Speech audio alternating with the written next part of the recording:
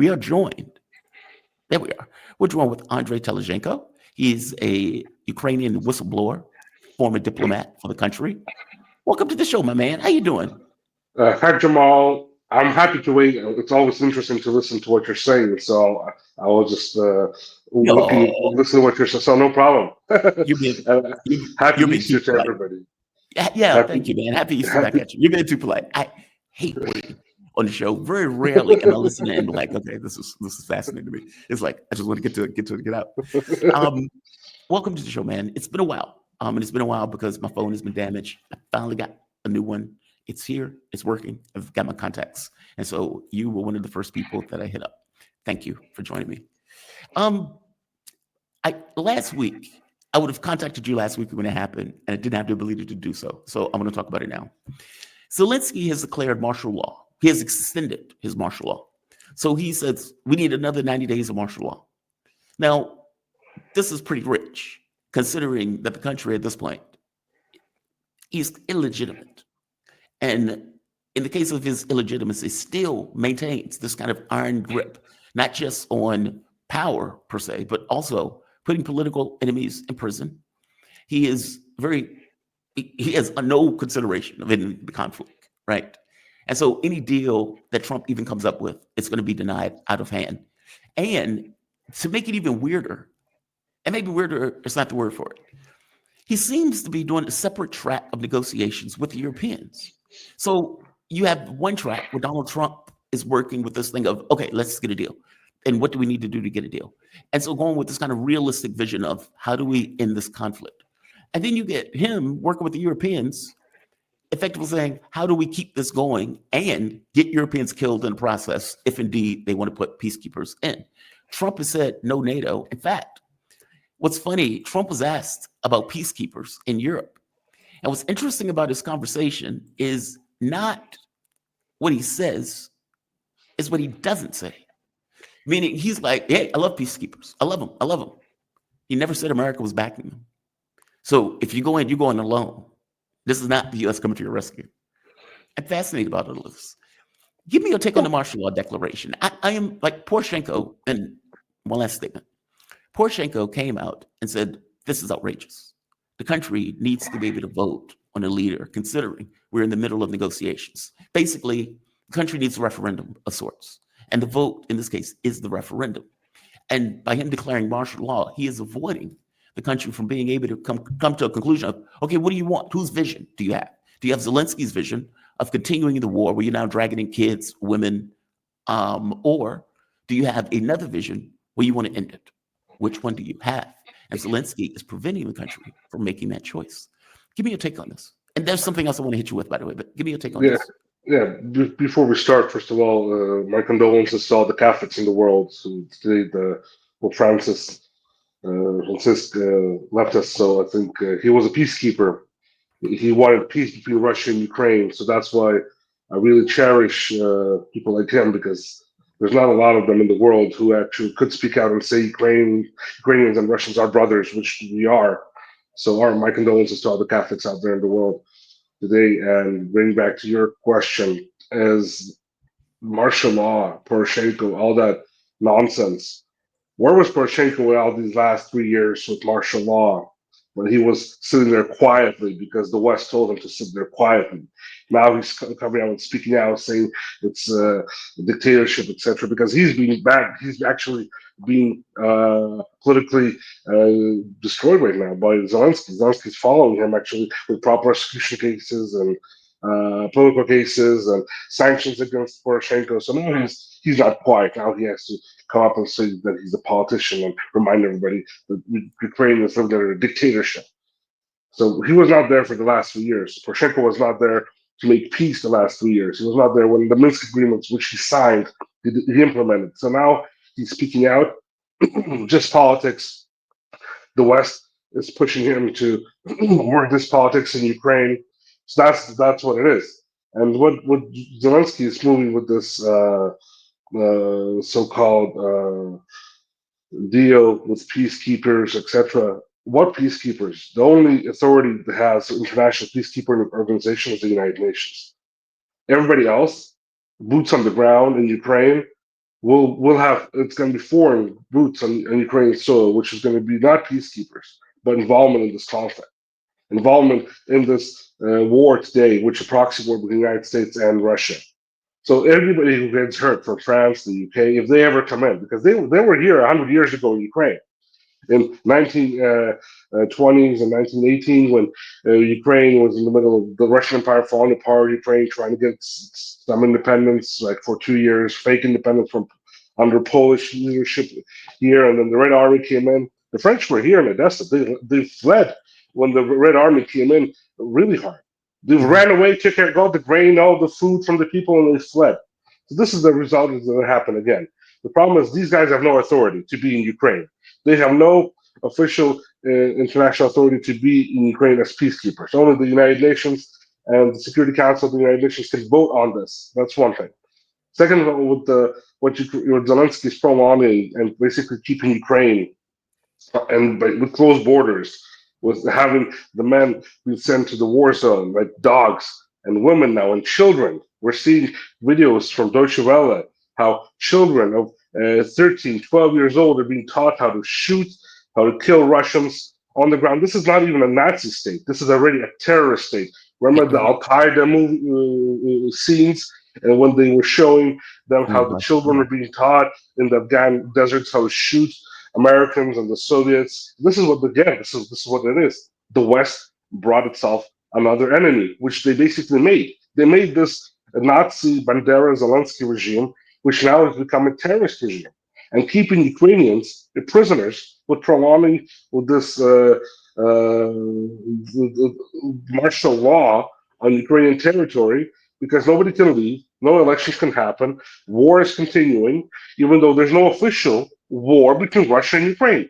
Zelensky and the parliament of Ukraine never announced an official war between Russia and Ukraine. So this is just a conflict happening on Ukrainian soil with the help and support of the West.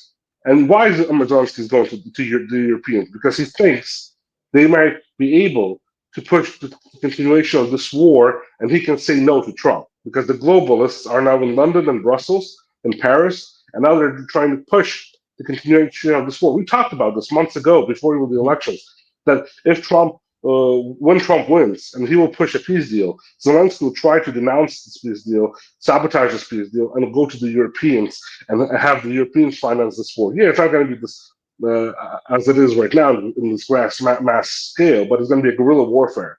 That's what the Europeans are going to go for in Ukraine. A guerrilla warfare, a Somalia, a terrorist state in the heart of Europe with the support of their money, which they're falling apart. The European economy is in recession in some countries. Germany and France, it's below zero. It's recession mode. That's it. That's what the reality is. The United States, Trump wants peace. They have, they put out statements about what peace they want, but it's a first step. Maybe nobody will agree. Not all parties will agree on everything, but this is the first step that people will start agreeing upon something and moving forward between each other. No, I was just going to say real quick. Trump is scatterbrained, and he doesn't seem to have the ability for longevity. So under normal circumstances, a deal like this will take a while to work out because it's not just about Ukraine. Ukraine is a symbol, this expansion of NATO, this notion of Western encroachment, this disregard for Russian interests. Like it's a symbol for all of those things. And so solving the war, you have to solve those things too. And Trump is like, I need it done by next week, or I need it to see that we're going to make progress by next week. And it's like, dude, how are you saying you're trying to find progress next week? You just got in office. You've just really started negotiations. And they've all said, we've made positive steps. If you made positive steps, you got to give it a little bit of time. Why do you think he's pressing it so much in this way? First of all, I think there's a lot of people around him that are trying to push the blanket onto themselves, saying, we're going to make it happen. Secretary of State Rubio, with all respect to him, his route is China, Asia. He should work on that route. But he's trying to get Ukraine and say, I made a peace deal on Ukraine. I was the one responsible for it. And like all that kind of stuff. Politics and people around, the world leaders like Donald Trump, they're trying to say that they did it. Trump needs to understand this war is U.S. and Russia, and he understands that. I understand that the United States wants to save its face in this war. Also, first of all, because they cannot just leave like they did Afghanistan. It's going to be a total failure, because with all the history of Vietnam, also U.S. leaving, fleeing Vietnam. So this is the same thing that's happening in Ukraine. But that's why they're trying to make a deal and try to work something out. And so the U.S. will look powerful in this situation, but they're keeping their hand on the pulse. But at the same time, Trump needs to understand he needs to leave Ukraine.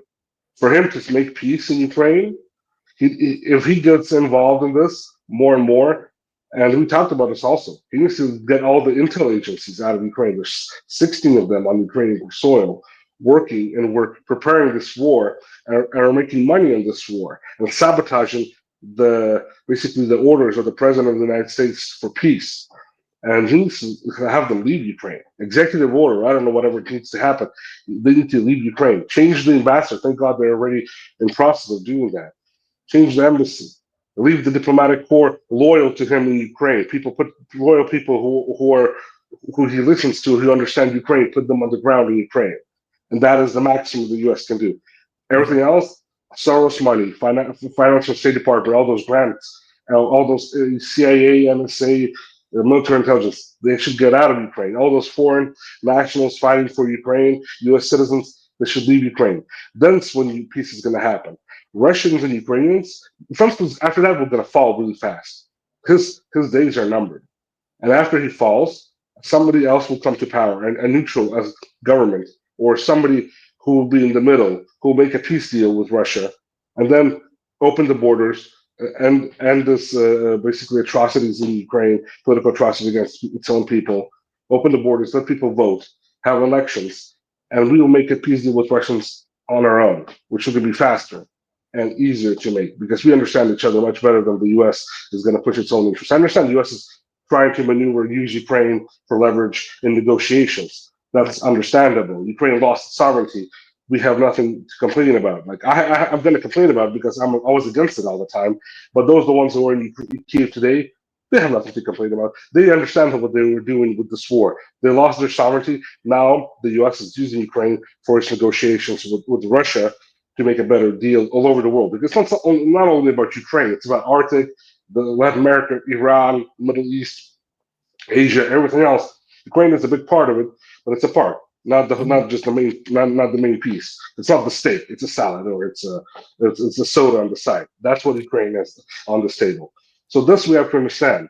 And but if Trump really wants peace, and he have to after he makes a deal with Russia on what he needs to make a deal with, and I would want him, and what I would want to see, and it would be easier for him to make peace, leave Ukraine, get out of Ukraine in a way that is manageable for the U.S., but don't stay there. As long as the CIA stays in Ukraine, or the intel groups, or the military intelligence, it was going to sabotage any peace arrangement between Trump and Russia.